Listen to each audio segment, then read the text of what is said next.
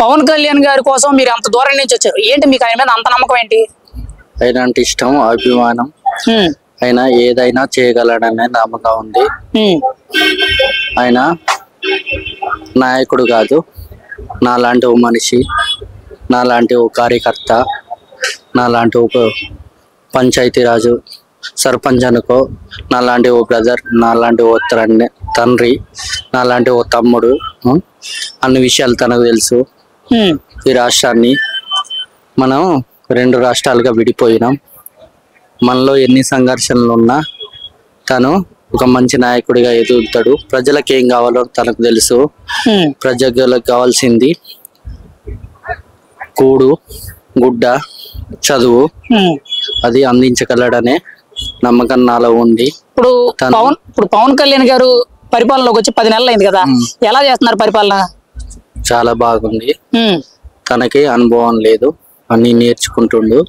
నేర్చుకున్నా గానీ పేద ప్రజలకు ఏం కావాలో తనకు తెలుసు.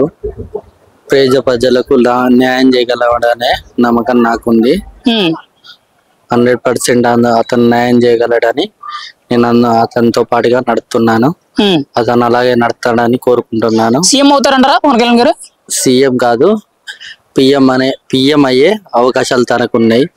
తను అలాంటి మనస్తత్వం, అలాంటి నాయకుడిగా ఎదుగుతాడు. ఎందరో మంది నాయకులు మన ఏపీ నుండే పిఎం అయిన నాయకులు ఉన్నారు. పవన్ కళ్యాణ్ ఎదగగలడనే నమ్మకం నాకుంది. పేదలకు 100% న్యాయం చేయగలడనే నమ్మకం నాకుంది. ఇప్పుడు తెలంగాణలో జనసేన అనేది చాలా తక్కువ, మరి రాబోయే రోజుల్లో జనసేన ప్రభావం అనేది తెలంగాణలో ఉంటుందంటారా? ఖచ్చితంగా ఉంటది. జనసేన అనేది తెలంగాణలో స్థిరంగా, నేను తెలంగాణ వాన్నే, స్థిరంగా నిలబడుతుంది. ఇక్కడ ఎలా నిలబడిందో అతను ఎమ్మెల్యే కూడా గెలవడని ఎలా చేశారు. ఈ రోజు మంచి నాయకుడిగా ఎదిగాడు. అలాంటిది మంచి మనస్తత్వం గలవాడు, పేదవాళ్లకు న్యాయం చేయాలనే మనస్తత్వం ఉన్న నాయకుడు ఎప్పటికైనా మంచి చేయగలుగుతాడు.